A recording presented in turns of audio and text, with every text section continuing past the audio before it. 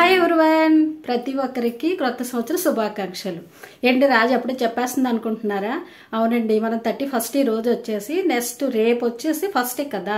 Already ఏంటంటే 31st అనేసరికి మనం ఒకటిలోకి వచ్చేసినట్టే అనిపిస్తుంది.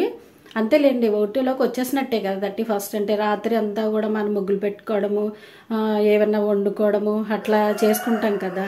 పిల్లలు ఉంటే ఇంట్లో అన్నీ చేసుకుని చక్కగా హ్యాపీగా బిర్యానీ, చికెన్ ఎట్లా ఎవరి వీళ్ళని బట్టి అలా చేసుకోవచ్చు.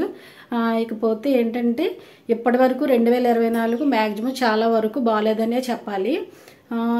హెల్త్ కూడా ఎవరికి పెద్దగా బాగుండలేదండి.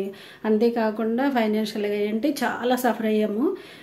సో ఇక్కడ నుంచి మనకి రేపటి నుంచి 2025 ప్రతి ఒక్కరూ గుడికి వెళ్ళి పూజ చేసుకోవడం అన్నది గుడికి వెళ్ళిన అవసరం లేదు. మనం లేచిన వెంటనే దీపం పెట్టుకుని అంటే బాగుండాలి కదా అని చెప్పేసి ఇయర్ అంతా బాగుండాలని ఆ శివయ్యని తలుచుకుంటే మనకి ఆయనే నడిపించేస్తాడు ముందుకి.